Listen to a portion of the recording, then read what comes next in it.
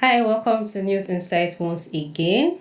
I am Amos Oluwapelumi and we'll be discussing about some interesting news story. I have Engineer Kingsley and Barrister Remy still with us in the studio. Thank you. Yeah, it's nice having you.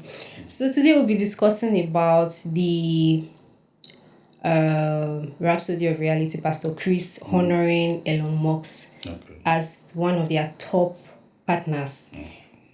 When I saw that news, I was like, how does tech and church, how do they?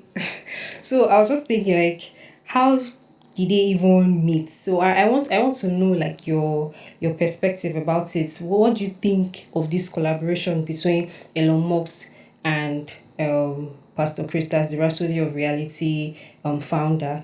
Let me know what you think about this. Engineer Kingsley, please let's hear from you first. Okay. Essentially, I do not know Elon Musk to be a Christian, though. Exactly. Yes, I do not.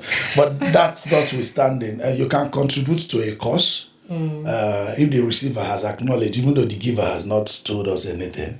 It's likely to be true. Yeah. And a person of Pastor Chris, we do not expect him to start telling like that he received what he didn't receive. Yeah. Okay, so it means it also teaches us how to cross the aisle of religious beliefs in doing what you think is right. Okay, you do not need to subscribe to someone's religious belief in order to help them or contribute towards what they are doing. Okay, and Elon Musk might have also contributed both technologically and financially. We don't know Yeah, how. yeah. He actually mentioned it that Yes, he did technologically, because he right? said, according to him, he said as Pastor Chris, he mentioned Yes. that because of him, that the Yeah. Rhapsody of Reality has been able to be translated in so many Exactly. languages. So it Yes. could be through technology and all that. We know what Yeah. Elon Musk is capable of doing. So I'm not surprised because that is actually where life should be. Yeah. We should have some kind of tolerance and helping people where we can help them in what they believe in. Because I've never seen any belief to actually be superior to any other belief. It's a belief.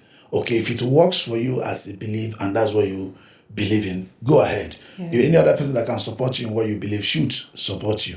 Okay, and that is how I see it. I'm not that surprised, to be honest with you. Yeah, I am not, but it's a little bit out of what might call conventional in this part of the world. Exactly. Yeah, hopefully it's a learning curve for everybody. Yeah, thank you for that. Barrister Philip, please let's know what you think of this.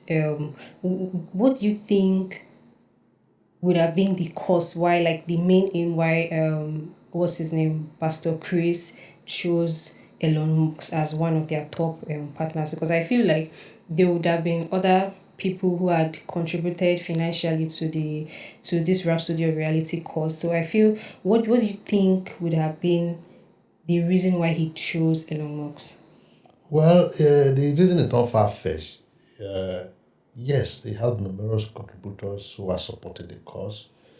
And coming from Elon Musk, like he said, that he has helped in so many ways, technology and otherwise. And when he measured the contribution of Elon Musk and others, he felt that this is way, way beyond every other contributors, and you need to say thank you to him. And the only way to do that is to honor him with this, honorary, I would say, how will I put it now? This honorary naming, or rather naming him as the most valuable partners of the Rhapsody of Reality. Like Engineer Kisti said, yes, you don't have to believe in a cause before you support it. Yeah. You support people to grow. Elon Musk might not be a Christian, he might not be a member of Christ Embassy, but he believed that it is right and proper to assist Pastor Chris to expand what he believes on. And Pastor Chris is not taking it for granted. And I think that is the core of it. He's not taking his contribution and his action for granted. Coming from the fact that the background that just maybe, I don't know, that he is not a Christian, but he's doing so much to expand the gospel. I think it's why, and I think that is what informed it. Okay, yeah, thank you for that. Would you also think that this collaboration would affect positively will affect religion, that's Christianity, like the gospel and the tech sector? Do you think it would affect it positively going forward? Sure. Because you see, what has happened is this: Elon Musk is known for his advancement in technology, especially today in today's world. The internet and the social media is more like the real community.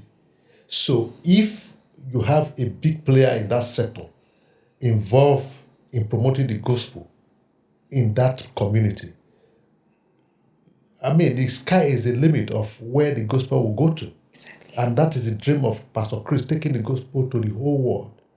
And that's what Jesus Christ asked us to do, that we should take the gospel to the four corners of the world before his coming. And this being done and having Elon Musk with Pastor Chris, it will help fast track the promotion of the gospel to the four corners of the world. Oh, thank you very much. Also, we have talked about it from the church perspective. Let's also look at it from Elon Musk's perspective. Do you think this will also affect his brand as a tech person? Well, in general, there is no good that doesn't come back good, in the long run. People that do not know him to be a liberal person or somebody that can walk across the aisle will not know him for that. Because essentially, who are Christians? Christians are people that also make use of the technology that he produces.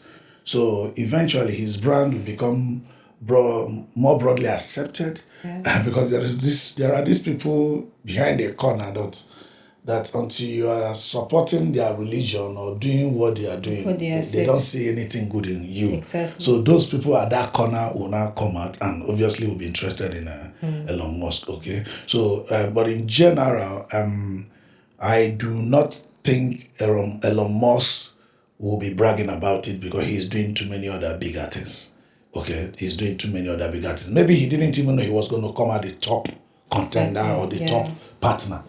You understand? So we don't know if he knew he was going to be the top partner, whether he would have continued. There's a lot of things we do not know from him, but he wasn't the one that acknowledged Pastor Chris. It was In Pastor Chris.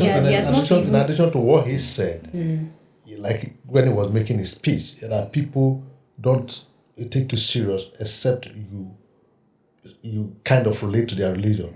Sure, before now, most people will feel that this man is, in quote, a devil agent in our time, end time. But with his action, that notion will be removed, dropped, and they will be more open to use his tech. That's why I also want to know, do you think this act of Pastor Chris accepting financial help from Elon Musk, do you think other churches, just talking about from what you're talking about now, do you think it will also affect other churches? Do you think their perspective towards this kind of contribution will be changed? I don't think there are any churches that reject gifts from anybody. Before now they don't. I mean, maybe to accept the change you mean is that they will probably start reaching out to Elon Musk. Maybe I don't know. We also do not know if it was Pastor Chris that reached out to him or he decided to give. So we don't know. Maybe when those other churches get the details, they might decide to do what Pastor Chris did or pray his kind of prayers, so that they can also get the kind of piece of cake and also make him the top partner. Elon Musk is capable of being a top partner to all churches. Yes. So they should go for their cake. All right, thank you very much. I would want to know, like, your conclusion. Like, what do you think? Like, what's your conclusion on this matter going forward? Do you think other churches should give into this kind of idea of accepting financial help from tech people or tech sectors going forward? What's your conclusion? Yes, I would say yes, provided it's not a proceed of crime.